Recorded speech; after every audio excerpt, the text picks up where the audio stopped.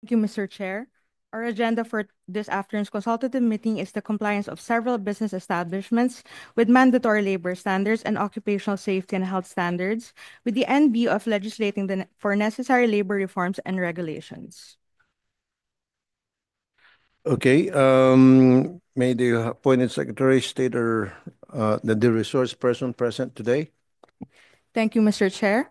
From the Department of Labor and Employment, we have Attorney Judeline Alde Ocampo, Division Chief, Bureau of Working Conditions. We also have Director Jude Thomas Trivilla, Assistant Regional Director, NCR Dole, also representing the RTWPB for NCR. We also have Director Erwin N. Aquino, Regional Director, Region 4A Dole, also representing the RTWPB Okay. for Region 4A. We also have Director Pia Charmaine O. De Jesus, Deputy Executive Director, NWPC. We also have Attorney Grace and Manaay Badilla, Director 2, NWPC, and Deputy Executive Director Teresita Odea, National Conciliation and Mediations Board. For the BFP, Bureau of Fire Protection, we hire Senior Superintendent Ivy Trono, together with Fire Safety Inspector RG Baniel. For the Millennium Ocean, we have Miss Emerald Uy, together with Attorney Carmelo Trinidad. For Columbia International Product Inc., we have architect Joey Tan, building admin, together with Mr. Rogelio Redoble. We also have Miss Lorena Pantoja. For the Employers Confederation of the Philippines, ECOP, we have Mr. Arturo Butch C. Guerrero, Governor of ECOP, and Miss Sofia Gelig, Advocacy Associate. From the from the People Management Association of the Philippines, PMAP, we have Attorney John Renan Hingan, PMAP's legal team. For the Federation for Free Workers, we have Mr. Julius Kainglet. For the Bukluran ng Manggagawang Pilipino, we have Attorney Luke Espirito together with Dr. Rap Abacan. That's all, Mr. Chair. Thank you, appointed secretary. Magandang hapon po muli, ladies and gentlemen. Kaya po ako nagpatawag ng ganitong meeting, consultative meeting, kasi noong mga nakaraang linggo, ako po ay nag-ikot sa iba't ibang mga kumpanya, construction sites, manufacturing company, paggawa ng candy, kikiam, etc. Dahil nakatanggap po ako ng mga reklamo mula sa mga manggagawa na hindi raw po patas ang natatanggap nilang treatment sa workplace. At yung kanilang amo raw ay sila ay dinidehado. So, dati-rati kasi they come to me, nagre-report sila sa akin sa radio program ko, dito sa office ko, and now I told myself, since recess ang Senado, ako nang pupunta. So, nung pumunta ako sa mga opisina nila, na pinagtrabaho nila, I saw many violations.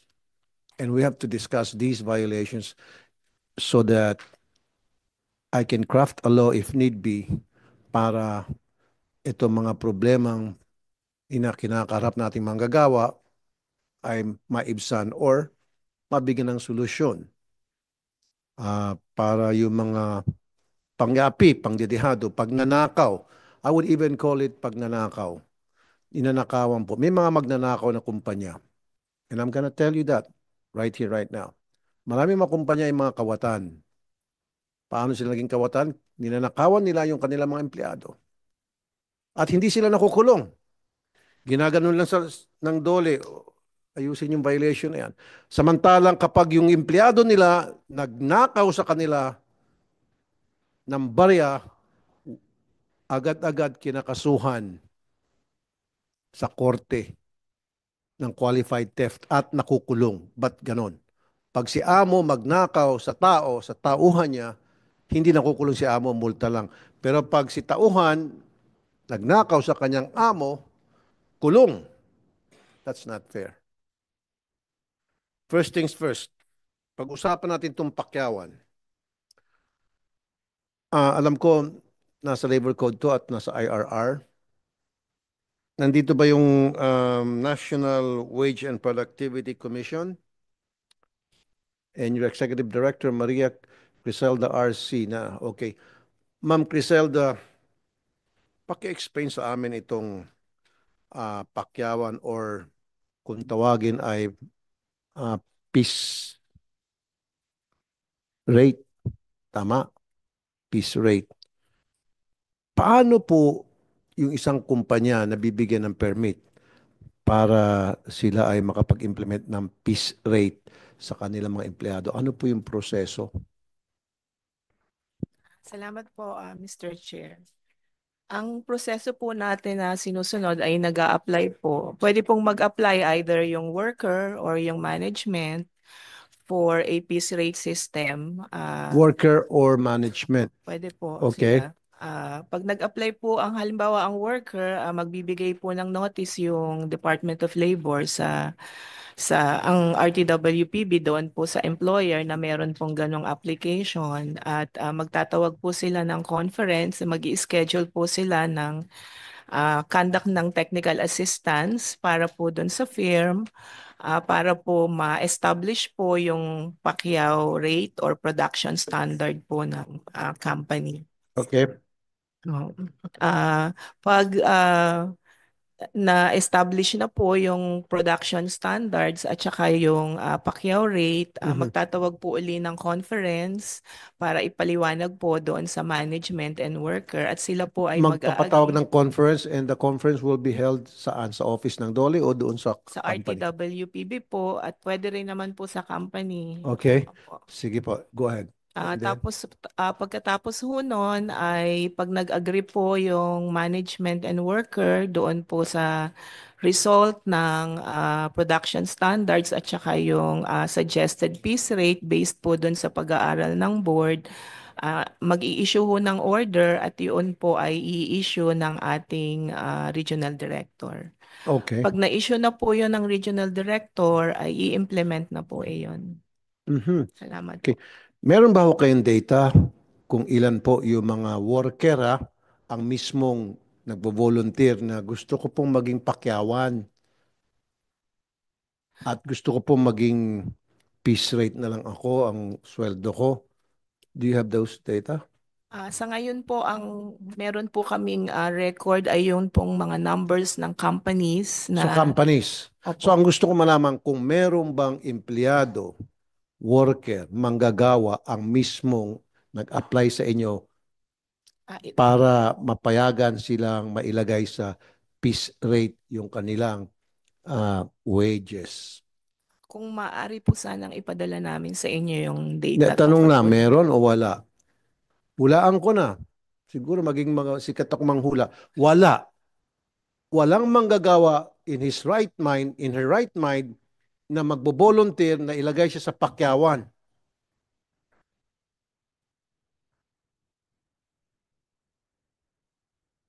Hindi ko po masasagot, sir, but Ako, sinasagot na kita. Ikaw, tanungin kita. Magkwentuhan tayo rito. Kahit nabutin tayo ng hating gabi. Papayag ka, ikaw magtataas ng kamay. Dole, gusto ko maging pakyawan na lang ako kaysa naman arawan. At yung pakyawan na yon, kailangan mo magtrabaho ng 12, 13, 14, 15 hours para ma-meet mo lang yung minimum. Would you do that? Kaya nga, kung sino man yung gumawa sa IRR, stupido. Stupido yung gumawa ng IRR na yan. Alam ko nasa labor code yan, pero sa IRR, siningit yung pakyawan. Kung sino man yan, he or she is so fucking stupid. Totoo yan. Alam mo, Madam Executive Director, for the past 20 years, at least ngayon makapagsalita na ako dahil ako po ay isa na, Ma'am, look at me. Don't look at her. I'm talking to you. If I'm talking to you, I'm addressing you. You have to look at me. Seryoso itong problema natin. Wag niyong gawing biro-biro at tumatawa-tawa ka pa diyan. At least ngayon, may magagawa na ako. Yung pakyawan palagi nireklamo.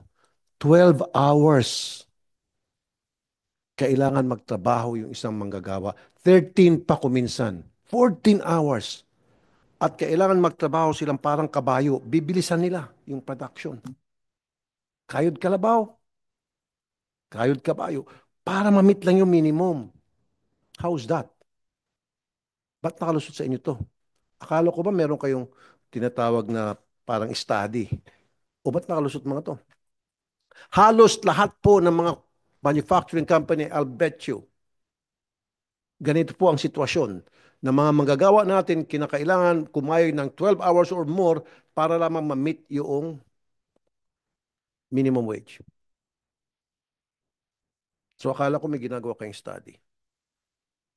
Ngayon, ang tanong ko sa iyo, sino ang gumagawa ng study? Sino yung, meron bang pumupuntang taga-dole na actual na inuupuan talaga doon sa production line at nakakurso mano, tinitingnan?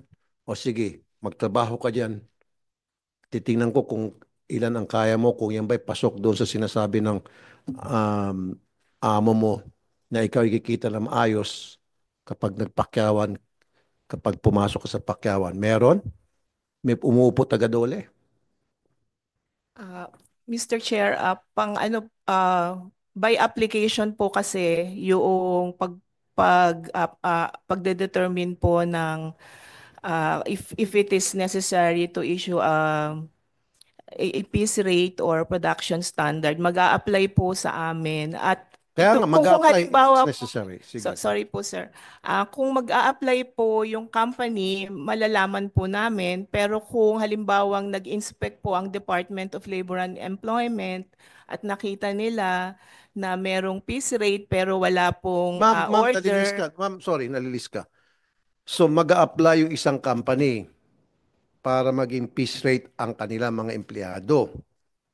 Now, step by step tayo.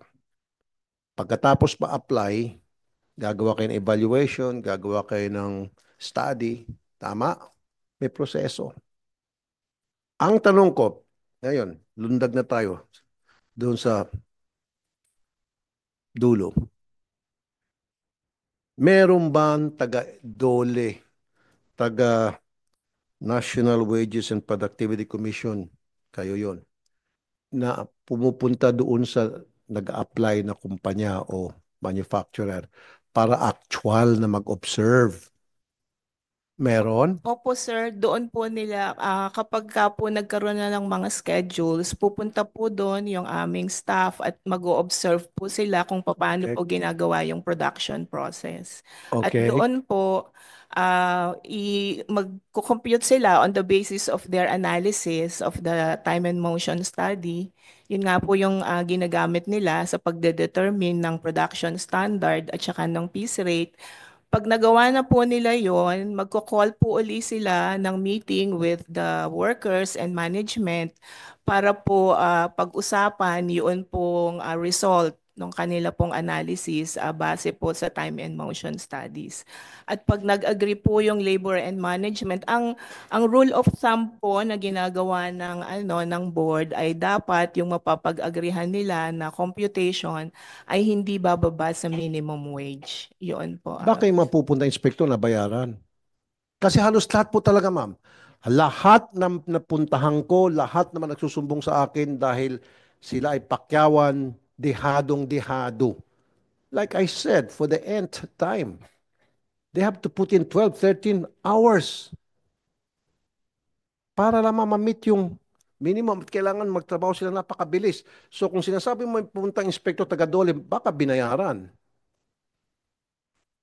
Sir, yun O pong kung hindi man, ma'am, patawasin mo, kung hindi man binayaran, meron ba kayong ginagawang follow-up afterwards, after 6 months or 3 months? Meron ba kayong ginagawang, kinakausap niyo ba yung mga empleyado? nasa jurisdiction po ng Department of Labor yung implementation process na po kung ginagawa po yon. But ang amin pong mga tao na nag-i-issue ho ng order, ang kanila hong basis ay 8 hours work po, yung kanilang ginagawang time and motion study. Ayun nga, ma'am, 8 hours, okay. Kaso nga, sa lahat ng kumpanya na puntahan ko, sa lahat ng mga manggagawang nakausap ko, whether dun sa mga hindi ko napuntahan, pupunta sa akin sa radio program ko, hindi kaya yung 8 hours sa pakyawan para ma-meet nila yung minimum. Kailangan sila mag-put in ng more than 12 hours. 12 or more. Ibig sabihin, nalulugi sila ng 4 hours sa overtime. Di ba? Ngayon, ituturo mo ako sa dole. Sino sa dole dapat ang pagalitan natin dito? Yun po kasing ginagawa namin na study, average of 8 hours po talaga yung tinitignan namin doon. So hindi po mag-i-issue ng order ang regional director kung hindi po masasatisfy yung requirement na 8 hours, dapat at least equivalent to minimum wage po yung kanilang matatanggap. Doon po siguro sir, kung mamarapatin nyo, kung doon po sa halimbawa meron po kayong nakita na establishment na gano'n, pwede po nating tignan kung sila ay nag-apply ba sa amin para malaman kung na-issuehan talaga sila ng order ng regional director. Dahil kung hindi ho sila na-issuehan ng regional director at nagtatrabaho ho yung Ma'am, lahat na tao, napunta ko na-issuean sila. ano po kasi yon, violation po yon kung Kaya nga, ano. pero bakit nakalusot? Ma'am, sabi mo 8 hours yung standard na para sa piece rate para ma-meet nila yung minimum nila. Pag nag 8 hours sila, ang kikitain lang nila 300 pesos. Kalahati. Wala pa sa kalahati or lampas kundi sa kalahati. That's why they have to put in more hours. At kailangan magtrabaho sila mabilis. Sobrang bilis dahil kung magbagal-bagal sila, abutin silang 15 oras. So kung sobrang bilis ang trabaho nila, pwede 12 hours, kuha na yung minimum. Pero kung yung ordinary lamang, tulad ng ginagawa niya sa dole, naka-aircon kayo, type-type lang kayo, papirma-pirma, ay hindi. Baka 100 pesos lang. Buti kayo dyan sa National Wage Board, aircon kayo, may merienda pa, kompleto. Meron pa siguro kayo mga vacation leave, etc. Ito mga manggagawa, pinagpapawisan, nagkakasakit. Tapos, 3, 4 ang anak. Dami pinapaaral. Sila ang bumubuhay sa kumpanya. And yet, this company let them down. Compliments of you guys and Dole. Kayo ang naging instrumento sa pang-api. Totoo yan. Sorry, sorry. I don't know you, hindi kita kaaway dito. Nagagalit ako dahil gumawa-gawa kayo ng polisiya na hindi properly implemented, hindi properly monitored, hindi pinag-isipan. Totoo yan. Kasi kung pinag-isipan nyo ito at pinagplanuhan, pinag-isipan, and then merong follow-through, then hindi mangyari ito sa ating mga magagawa. So ano pong solusyon nyo dito? Kasi gagawa po ako ng batas. I-amend ko mga to. Even while we speak, meron dyan mga manggagawa by the hundreds and even thousands na sila ay pakyawan at sila ay naapi. And yet, you guys are not doing anything about it. Kung hindi pa ako nag-inspection, hindi lalantad mga to. So, anong plano niyo po, ma'am? Kaya nga, that's why we have this consultative meeting in aid of legislation para craft ako ng batas kung kailangan, bagong batas o tanggalin ko na yung piece rate na yan, i-amend, I don't know. That's why you're here, we're talking. Ano sa palagay niyo po? Salamat po, Mr. Chair. Kung mamarapatin po ninyo, kung okay lang po sa inyo na yung parang first step na pwede po natin gawin ay makuha yung mga pangalan po ng mga establishments na napuntahan po ninyo at nabanggit ninyo para po puntahan ng ating mga inspector sa Department of Labor and Employment, and at the same time kung makuha ho nila na talagang nag-PPC rate ay pupuntahan po ng ating mga RTWPBs para i-check po yung kanilang existing ngayon, kasi kung yung existing ho nila ay talagang violative of the of the labor standards, iko-correct po natin yung production standard nila at saka yung kanila pong piece rate. And in the meantime, baka ho gusto rin po ninyong reviewin nga po yung yung pag-issue ng piece rate at saka ng production standard through the TMS at saka facility evaluation Kasi ho kami naman po, for example, sa RTWPBs at saka sa NWPC, ang polisiya ho kasi namin, ng hindi ho kami titingin ng production standard ng kumpanya kung nakita na ho ng DOLE na may violation po ng minimum wage. Kasi ho, alam naman natin na yung pag-issue ng production standard at saka doon po lalo na po doon sa facility evaluation, pwede ho kasing mabawas doon sa kanilang kikitain na minimum wage.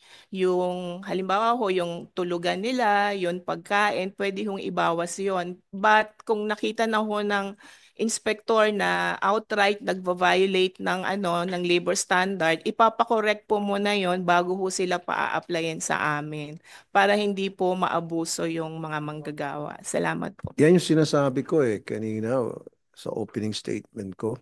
Ipapakorek. So pag yung amo nagnakaw sa kanyang tauhan, papaluin, hoy, i-correct mo yan. Pero pag si tauhan nagnakaw sa kanyang amo, kulong, qualified theft. Yan yung sinasabi ko. Bakit palo lang? Dapat kasuhan nyo, multahan nyo. Ba't ipapakorek? Don't use that word, ipapakorek. Parang binibaby-baby nyo mga magnanakaw ng mga amo. Per po sa aking mga kasamahan sa Department of Labor kung ano po yung mga penalties na pwede pong ibigay. Salamat Meron na po. ba kayo ng penalize? Can I see the data, the records? Meron na po ba kayo na penalize? Meron na ba kayo na kasuhan? Magkano na po yung na-penalize? Ilan ng kumpanya na penalize nyo? I need to see the records. Kasi pag wala, then alam na this, sabi pa nga nila. Sa magkanong kadahilanan. Well then, sige. Give me, right now. Tingnan natin kung meron na kayo na penalize, na multahan, ilan na. Namultahan nyo na kumpanya kasi nga nag-violate doon sa sinasabi ni Executive Director Criselda sa peace rate na nag-apply sila at hindi nasunod kung ano yung nakalagay sa application nila or nagpa-peace rate sila nang hindi naman nang wala naman silang permit. Meron kayong record na ganon. Ilan? Mr. Chair, wala pa po tayo na penalize on that. What we can penalize only is the violation of underpayment of minimum wage under Republic Act 8188. So Doon bakit sa IRR hindi niyo sinama yon sa labor code na pag yung isang kumpanya nagsinungaling o nandaya doon sa peace rate, ito yung katapat na violation, then ito yung equals na multa. Wala pala kayong ganon.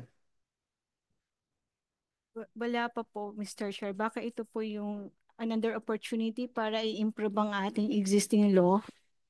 We can have perhaps an express provision on that para clear po din sa mga So in other employers. words, marami ng mga magnanakaw, kawatan, mandurugas ng mga kumpanya, ng mga amo na hindi na paparusahan. Pinagsasabihan lang, hoy, baguhin mo yan. Huwag mo na ulitin. Ganun lang. Tama.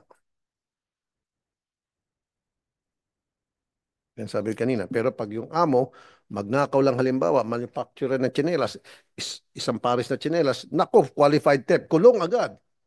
Dalhin agad dun sa kay sarhento. Tapos sarhento, pasa kay piskal, kulong na yan, wag na lumabas siya. Very unfair. That's why I have a bill pending, yung qualified theft. This time, wala nang dole-dole, korte. Pakulong yung mga kawatang amo. Meron tayong wage theft. Ha? Ano? Wage theft nga. Anong pronunciation na mo? No, sabi ko qualified theft ang ikakaso ng mga amo na nagnanakaw sa kanilang empleyado. Yung example ko, halimbawa yung isang empleyado sa isang manufacturing plant ng mga tsinelas, nagnakaw siya ng isang pares na tsinelas. Qualified theft yun, kakaso ni amo. Pero si amo magnakaw ng libo-libo sa kanyang tauhan, wala. Kaya nga sabi ko, meron akong wage theft na batas na ipinapasa. So, wala ko kayong ginagawa inspeksyon. Wala po. After na mabigyan nilang permit, sabi niya kanina, pinapasa sa inyo for you guys to do the monitoring. Meron ba kayong taong naka-assign dyan? Meron ba kayong coordination? Yung National Wages and Productivity, uh, ano tawag? Commission na Sure. para after na mabigyan ng permit, sasabihin nila sa inyo, o Dole, ano po yung sabihin ng BWC? Bureau of Working Conditions po. Okay. So sasabihin nila, ni Executive Director Criselda o Attorney Judalyn Alcalde de Ocampo, take over, monitor. Meron kang monitoring team? Meron po kami monitoring team. Ito po ang ating mga labor inspectors. So we have regional, nationwide po ito. We have 1,200 labor inspectors. So nakikita po namin during the inspection ah, yung mga piece rate na ini-implement ng mga employers.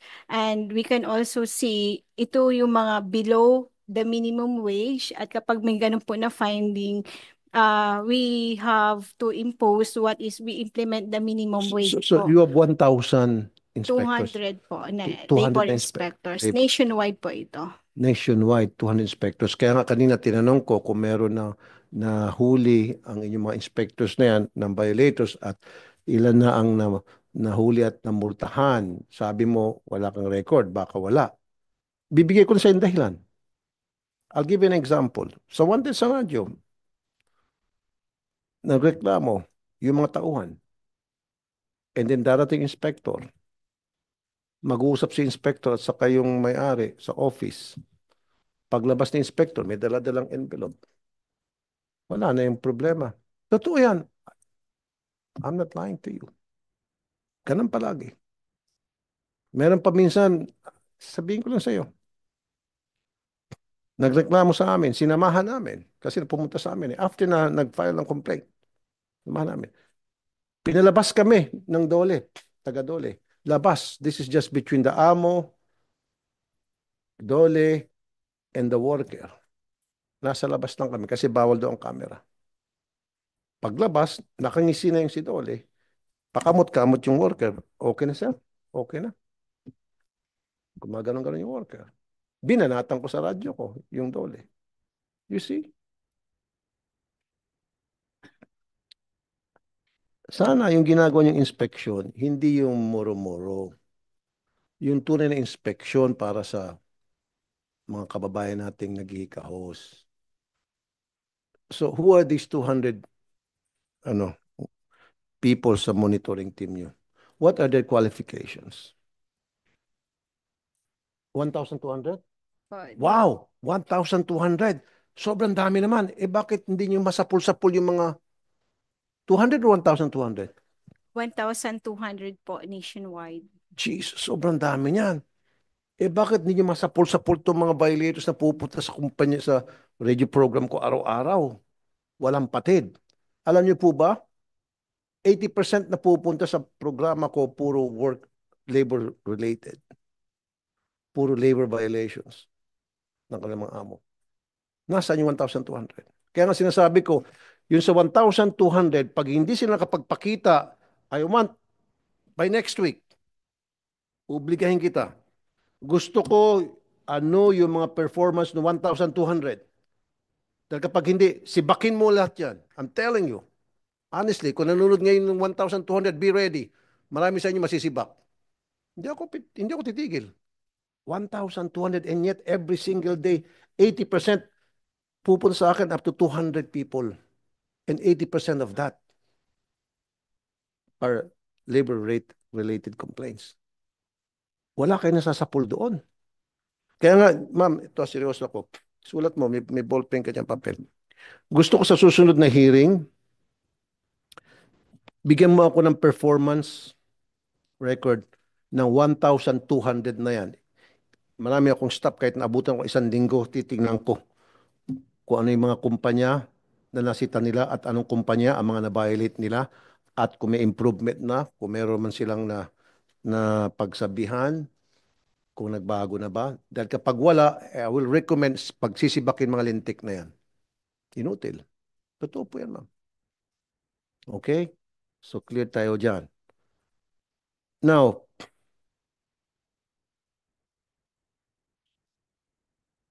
okay, give me a cell phone. Meron kay hotline 1349, right? Akin yung cellphone. I-dial mo. So, this 1349 is a hotline para doon sa mga gusto mag-complain. 49. Sa harap ng pandemya, 20 Naputol. po kaming patuloy na tumutugon sa inyong pangangailangan tungkol Puro sat-sat to.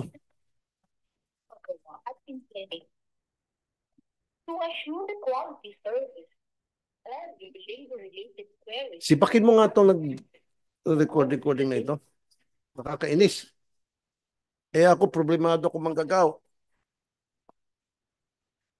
Available na assistant officer. Ang haba.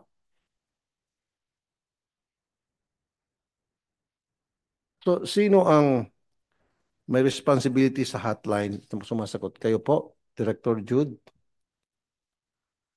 Sino? Ay kasalukuyang may ina-assist na tao. Sino po ang may responsibility?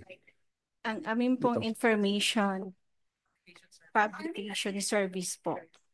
Meron po kaming isang office doon na naka-function on that one sa hotline. Ito, sinubukan kanina mga tao ko bago sa hearing. Inabot ng 30 minutes sa kantay, walang tao. Buti pa yung OWA. In less than a minute, may sumagot. Oh. Ay kasalukuyang may ina-assist na tawag. Mangyari lamang maghintay ng ilang sandali. Sino po may responsibility nito? Sir. Ay Amin pong kasalukuyang may IPS, information pa. Andito ba siya? maghintay ng ilang sandali. Ang aming assistance officer. Sakit sa tenga. Kasi kung ikaw complainant, bibitaw ka na. lamang maghintay ng ilang sandali. So, sino ang head ng department na ito? Ang aming assistance I want him or her to be here sa next hearing. And maybe I can recommend that palitan na lang siguro yan, taong yan.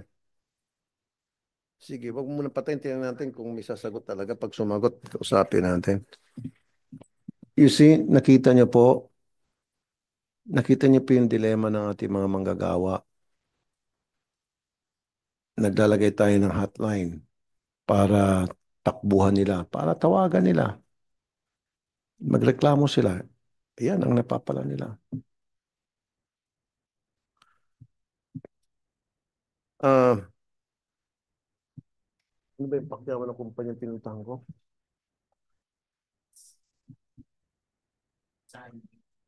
Sayon. Andito ba yung Sayon?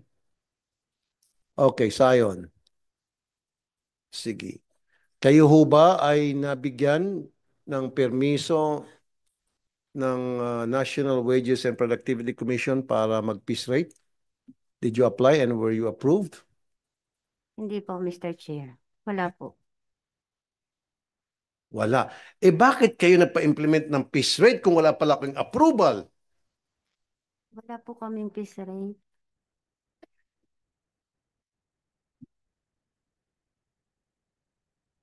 Yung mga complainant nagsabi na piece rate. No, sinabi ng mga complainant. Wala po kaming piece rate. Daily rate po. May mga complainant kayo. Okay, I-check sige, ko po. since nandiyan ka na rin lang, meron akong mga complainant. Ngayon, yung ganun na nga, sa piece rate, mababa na nga, at ang pinapasahod ninyo sa inyong mga empleyado ay kalahati lang ng sweldo nila. Di ba nag-promise yung Koreano mong amo na by today maibibigay na yung difference ng kalahati? Maibibigay na yung 13-month pay? Naibigay, hindi. Yes po, Mr. Chair. May 9 po. Naibigay. May 9 po. Lahat ng 13-month pay. Yung pong kalahati po na remaining ng salary po. Yung kalahati na remaining salary na ibigay na. Opo. Yung 13-month pay na ibigay. June 30 po. Bakit June 30? Di ba As- on or before? December 24? O Sa bakit June 30? sa pag-explain po sa inyo ng aming presidente na nagkaroon po kami ng financial difficulties dahil magmula po ng pandemic, nawalan po kasi kami ng mga orders. So ngayon, gagawa namin ng paraan po. June 30 po, sure na po yun. Dole, tumatawad. Sinong magsagot yan? Hindi, 13-month pay ng ilang taon eh. Hindi, Hindi lang ito lang pong 2024. itong 2024. Opo, previously okay naman po. Okay, Dole, sagutin nyo. Payag ba kayo hanggang June 30? Ano po, June? 30, Mr. June Chair. 30. Ilan ang mga empleyado hindi nabigyan 13-month Sa pay po? Scions, nasa 200 plus po. 200 plus. June 30, anong reaction niyo po, taga Dole? Sino sasagot? Yeah, Director Aquino. yes, good afternoon po. Although generally, 13-month pay should be paid on or before the 24th of December, but if the employer has two options there, it may give 13 para po hindi mabigat, pwede po niyang hatiin. So I presume this is the first half of the 13-month pay and the other half will be paid on or before December 24, if I'm not mistaken. Thank you very much. So, okay sa inyo June 30, i-monitor nyo. Sige po sir, monitor po So, namin. by June 30, gusto ko lahat ng 13-month pay na ibigay. At saka dapat yung OT binabayaran. Kasi meron kayong regular, may piece rate kayo eh. Yun ang sabi ng mga empleyado ninyo. Kaya nga, Dole, ano nangyari? Kasi may nagpaiwan eh. Ano nangyari doon sa investigation? Doon sa it should be today, sir, ang inspection. But because of this consultative meeting, maybe probably by tomorrow morning naman po natin gagawin yung inspection sa company po nila. Walang benefits, walang SSS, walang PhilHealth, walang pag-ibig. Mr. Chair, yung pong PhilHealth and Pag-ibig updated po. SSS po ang may problema po kami. Kaya nga, ba't may problema kayo sa SSS? Bali, ang naging after po ng inyong pag-visit sa amin, mag-inquire po kami sa SSS kung paano po yung arrangement ng SSS system.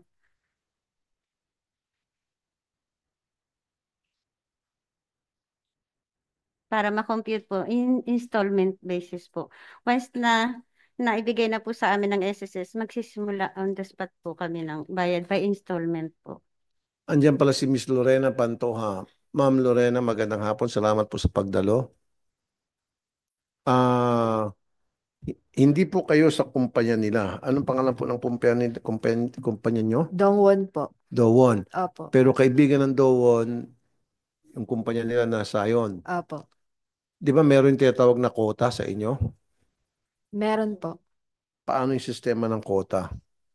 Ano po yun, sa production po yun, kailangan may binibigay po sila kung ilang peraso po per hour. At kapag hindi nyo po na-meet yung peraso per hour na sinet nila as quota, Sinasabi po nila na hindi po makakapag-shipment at hindi rin po makakapagpasahod. kita mo yan. Pag hindi nakapagpa-ship, hindi mo pagpasahod, kailangan ma-meet yung quota. So Opo. parang piece rate na rin yan. Kailangan makapag-produce ka so much para meron silang ma-shipment. Problema nila doon sa kontrata niya sa kliyente. Export sa inyo eh, di ba? Ma'am? Miss Arlene? Paano kayo mabuso ng pera? Dolyar ang pumapasok sa inyo. Yes, Mr. Chair. Halos magkapares lang sistema. Magkakaibigan eh.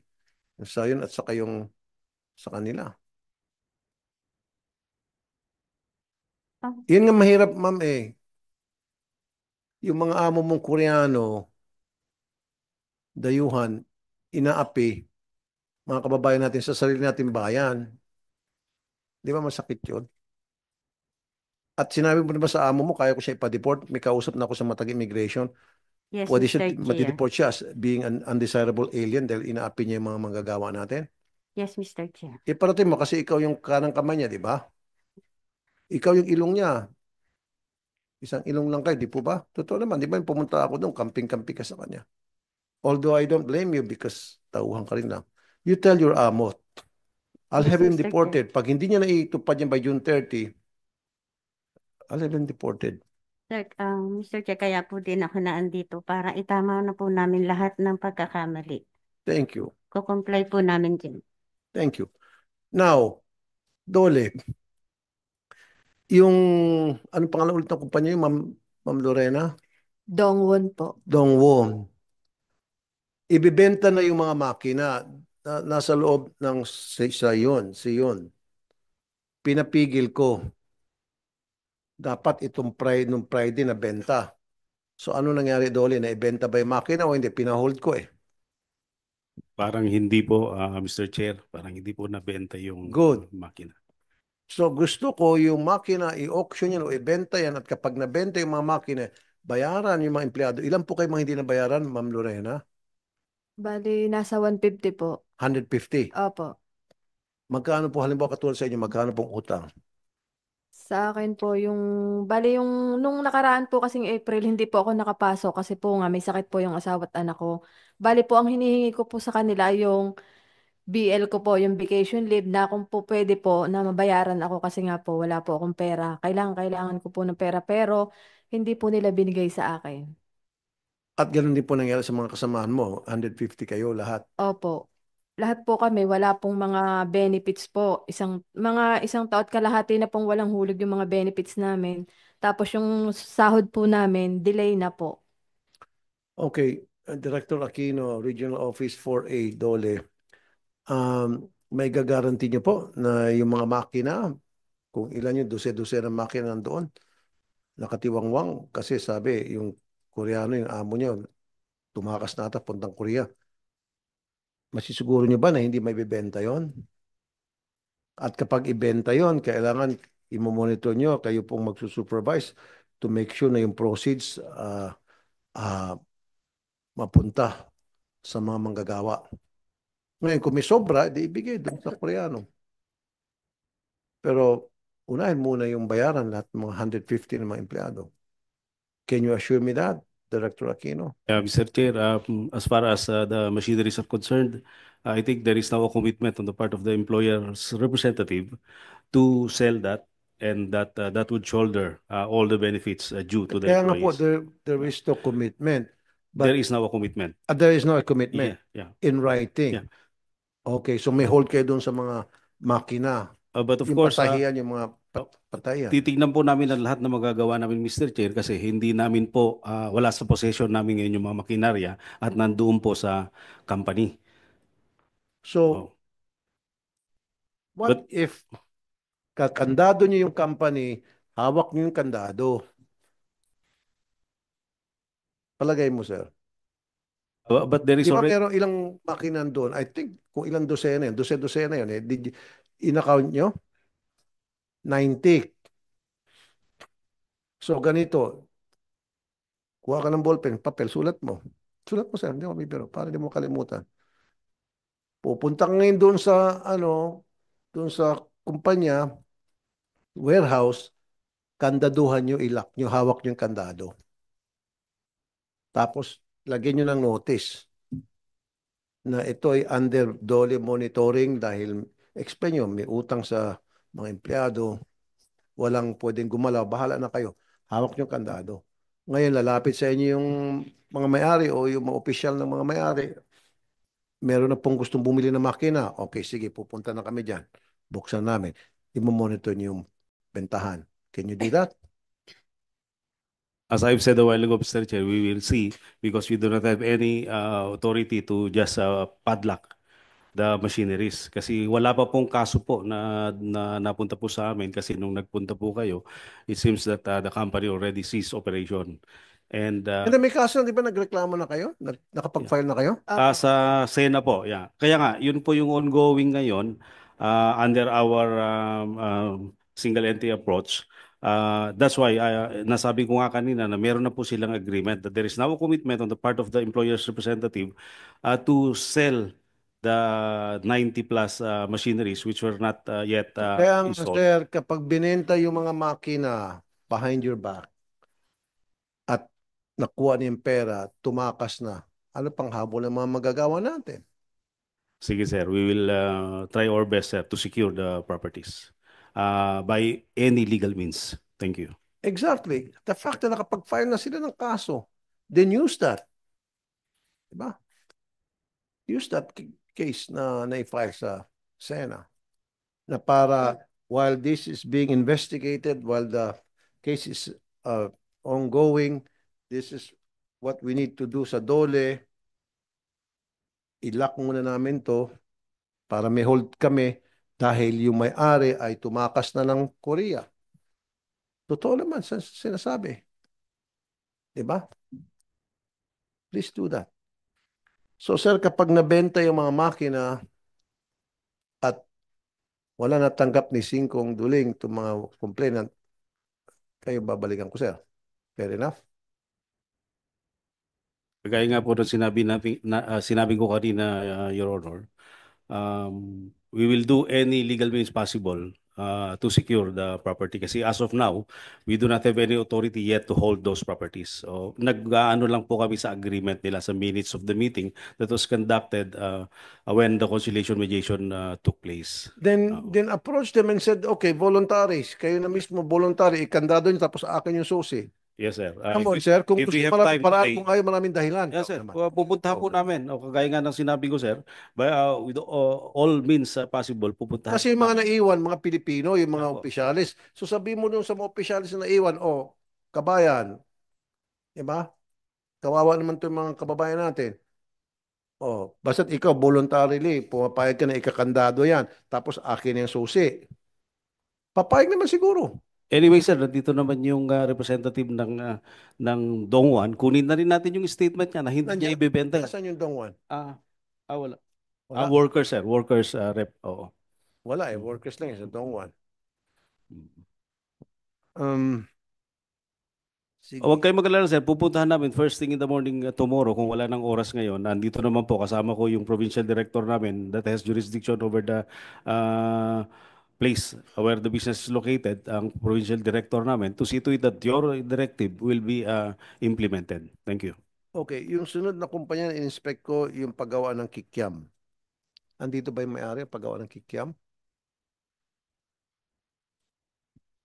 Ako po yung acting plant manager ng sa Millennium. Ano pangalan po ng kumpanya yung Millennium Ocean Star Corporation. Ocean Park. Ayan. Iba po wala po yung may-ari po, pero ako po yung Okay. representative. Sige. Ito po ang makinig kayong taga. Kayo ho ba, Ma'am Emerald Uy, na Yes, sir. kapag secure ng permit mula sa National Wages Productivity Commission para magpa-implement ng pakyawan? Ah, sa pagkaalam ko, ngayon ko lang po nalaman na wala po. Kasi nadatnan ko lang po yung pakyawan. Kaya nga, Yung- pero narinig mo naman usapan namin kanina. Dapat nag-apply. It's either mag-apply yung mga empleyado ninyo o yung management. Nag-apply ba? Wala na po yung plant manager kasi sir. Bale nag-assume lang ako ng possession ng Navotas ng 2022 nung namatay po yung plant So, manager. hindi mo alam So, kung meron hindi ko kayong po. permit. Yes, Your Honor. Oh, Verify ko lang po. Ma'am Criselda. You see. Alam mo, I was there. Kumikita naman ng 1,000 sa pakyawan. 1,000, malaki ano? Pero yung 1,000 from 8 in the morning hanggang 2 in the following day in the morning. 1,000. Ilang oras po yan? 8.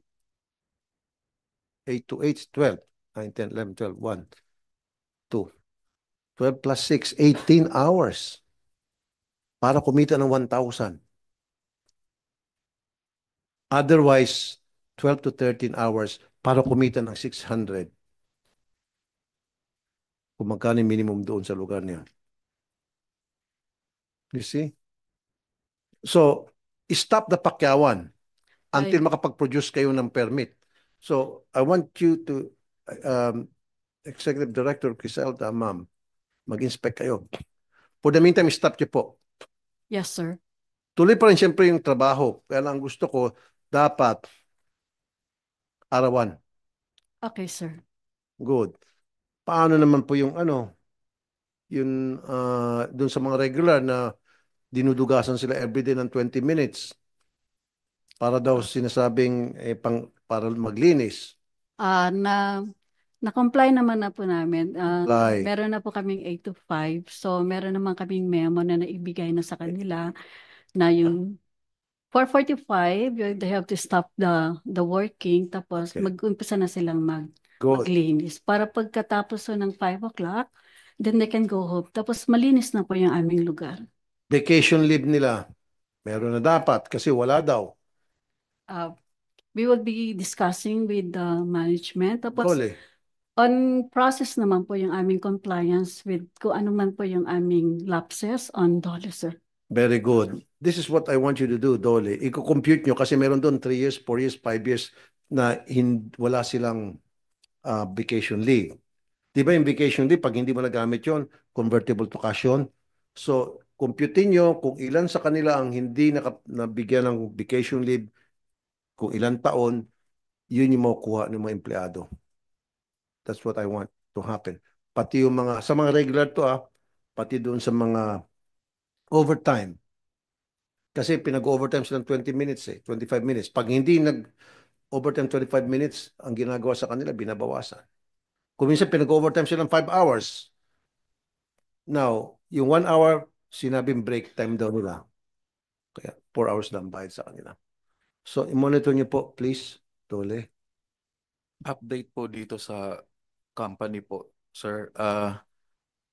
Kaninang umaga po, pumunta po yung taga-company para po makipag-settle po dun sa mga monetary obligations po nila. Ay, very good. Po. Totoo. Yes po. Sana po ay diba? naghingi po sila Kasama ko sa inspection very good. As we go along po, mag-aano na po sila. Naghihingi din po sila ng tulong sa DOLE na tingin or oversee doon sa pagbabayad nila doon sa kanilang mga empleyado po. Yan po Okay. yung nangyari kanina umaga. Now, kikiam, paborito ko pa man din yan, saka fishball. Parang hindi muna ako kakain ng mga matagal-tagal. Ang dumi, ang dugyot, ang daming ipis, daming langaw, kinakalawang yung mga makina. Yung paghugasan ng kamay, yun yung pinagsasabaw sa kikiam. God damn. Nakita ko hugas siya ng kamay. Tapos mamaya bubuhusan niya yung tubig. Doon na yung gugulo ng kikiam. Sabi ko sa misis ko, huwag muna tayo kumain ng kikiam na matagal-tagal. Saan nyo ba binibenta kikiam nyo para malaman ko kung saan ako hindi bibili? Pero in fairness, yung mga yung octopus, malinis. Maganda, nakita ko yung maganda pagkabalot. Pero yung sa kikiam, ma'am, Yes, linisin sir. po. Ano po, gagawan po namin. Mag-strict na lang po kami ng monitoring. Actually, we have pest control monitoring naman po. Tapos, every after work, talaga ho naman. Hindi ma'am, at saka butas-butas. So, butas yung ipis ko minsan nalalaglag, punta dun sa kikiam. Ngayon, nabalot na sa kikiam, di naging sabaw ng kikiam yung dumi ng ipis. Yes, sir. We would implement the GMP for necessary for the production of our products. Okay, Dole. Kasama yung occupational hazard, kasama yung pag-inspect na to ensure na malinis yung workplace. Mainit din. Ma'am, lagyan niyo ng mga ventilation. Yes, sir. Kasi yung sa cooking area, we have exhaust fans in the cooking area. So, Pero walang mechanical ventilation, meaning wala yung umiikot po, meron po dun sa lutuan. Wala po ako napansin. Kaya di ba, pawis na pawis ako. Meron po siya yung sa mga lutuan po namin. Bakit po wala? Hindi ko naramdaman. Mainit po. Mechanical ventilation, ibig sabihin yung malaking electric fan. Yes, sir. We will, dagdagan na lang po namin, sir. Damihan niyo po. Kasi Dadamihan po namin. sobrang init. Yes, sir. Ayan, Tapos po naman yung mga tao naman doon, yung sa mga siyempre, cooking. nadurog yung langaw yan na napalaman din sa kikiam. Hindi naman po. Ang dami niyan. Siguro mga 50. Sino?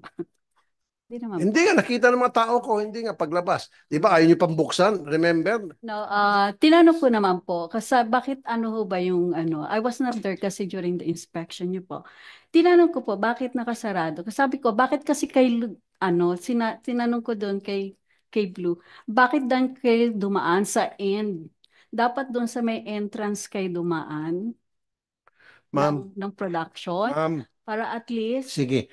Ang gusto ko ulit, ayaw ko magsara kayo kasi marami mawalan trabaho. opo. I-correct nyo po. Yes, sir, we will correct it. Actually, Bayaran nyo po yung mga empleyado and then dole, baka pwede sila mumultahan yung may-ari. Total, hindi mo naman pera yung mumulta. Ano mo, boss mo, Taiwanese. it's a naturalized Filipino, sir.